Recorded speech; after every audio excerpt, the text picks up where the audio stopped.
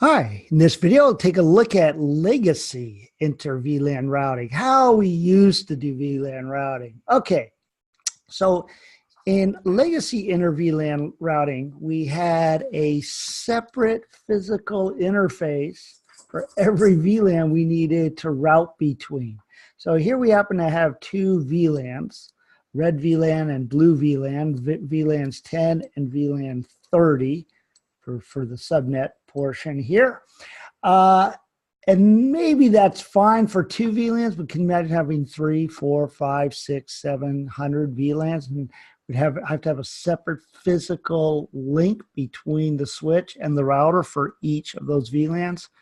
Okay, doesn't scale very well. But anyway, let's take a look at how to do this with the legacy inter VLAN routing.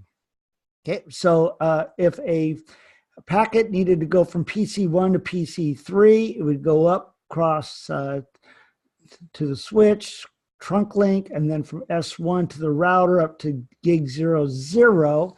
And as you'll see, gig 00 is actually the default gateway for PC1. Okay.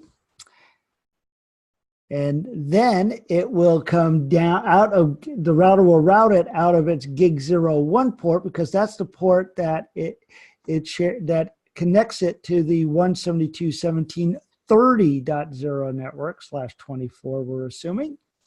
And that's how the traffic would be routed. Okay, so looking at it from the switch's perspective, okay, for S1, so you can see here for VLAN 10, we have this link and also this link here that goes to R1.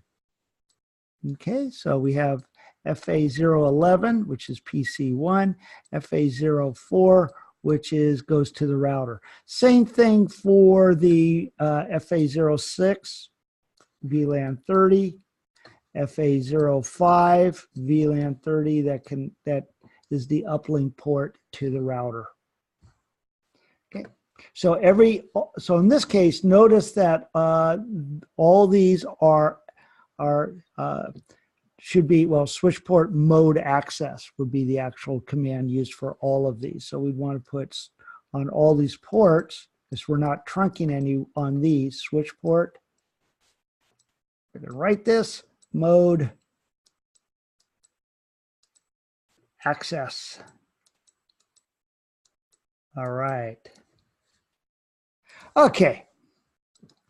Let's take a look at what our router looks like. On gig 00, we just give it the IPv4 address, which is part of the 172.17.10.0 network. And that, by the way, is the default gateway address. Okay, this would be the default gateway address for devices on that network. Okay, we do the same thing, do no shutdown, do the same thing for gig 01. Okay, do show IP route, we can see that the router belongs to both networks.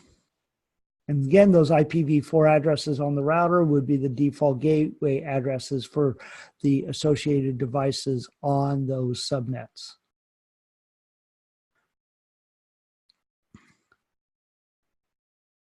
All right, oops, so anyway, that's just kind of showing the flow here. Not kind of got my arrows out of whack here, but go up here and then out this way, and also coming back out this way.